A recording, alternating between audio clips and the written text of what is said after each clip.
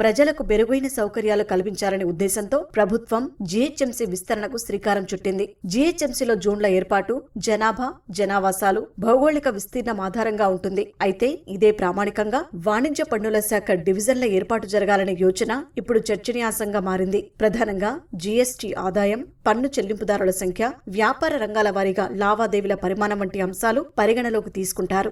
IT corridor లాంటి భారీ వాణిజ్య కేంద్రాన్ని శివారు ప్రాంతంలోని నివాస కాలనీలతో సమానంగా చూడటం సాధ్యం కాదు. ఐటీ కారిడార్ ప్రాంతం నుంచి వేల కోట్ల జీఎస్టీ వసూలవుతుంటే నివాస ప్రాధాన్యత గల శివారు ప్రాంతాల నుంచి తక్కువ ఆదాయం వస్తుంది. ఇలాంటి పరిస్థితుల్లో జీహెచ్ఎంసీ జోన్లను ప్రామాణికంగా తీసుకుని ప్రస్తుతమున్న 9 వాణిజ్య పన్నుల డివిజన్లను 12గా మార్చే ప్రతిపాదనపై నిపుణులు అభ్యంతరం వ్యక్తం చేస్తున్నారు. పూర్తిస్థాయి అధ్యయనం లేకుండా పునర్వ్యవస్థీకరణ చేపడితే పాలనాపరంగా సమతుల్యత దెబ్బతినే ప్రమాదముందని అధికారులు హెచ్చరిస్తున్నారు. కొన్ని సర్కిళ్లలో అధిక వ్యాపార సంస్థలు ఉండటంతో పనిభారం పెరగవచ్చని, మరికొన్ని సర్కిళ్లలో వ్యాపార సంస్థలు తక్కువగా ఉండి అధికారులకు పనే లేకుండా పోవచ్చని అధికారులు అంచనా వేస్తున్నారు.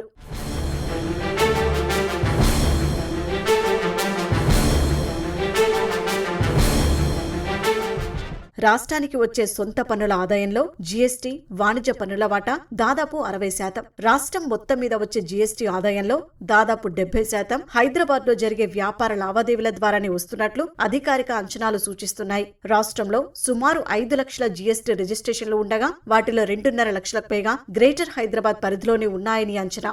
వాణిజ్య పన్నుల శాఖ పునర్విభజన అవసరమైతే దానికి ప్రత్యేక కమిటీ ఏర్పాటు చేసి సర్కిల్, డివిజన్ వారీగా జీఎస్టీ రిజిస్ట్రేషన్లు, పన్నుల వసూళ్లు, వ్యాపార రంగాల పంపిణీపై లోతైన అధ్యయనం చేయాల్సిన అవసరముందని ఆర్థిక నిపుణులు సూచిస్తున్నారు. ప్రతి డివిజన్లో సమాన ఆదాయం, సమంగా పన్ను చెల్లింపుదారుల సంఖ్య, రంగాల వారి సమన్వయం వంటి ప్రమాణాలు పాటిస్తేనే సమర్థవంతమైన వ్యవస్థ సాధ్యమవుతుందనే అభిప్రాయాన్ని వాణిజ్య పన్నుల శాఖ అధికారులు సైతం వ్యక్తం చేస్తున్నారు. ప్రభుత్వం కూడా ఈ అంశాన్ని పరిశీలించి నిర్ణయం తీసుకుంటే వ్యాపార కార్యకలాపాలపై పర్యవేక్షణ బలోపేతమవుతుంది.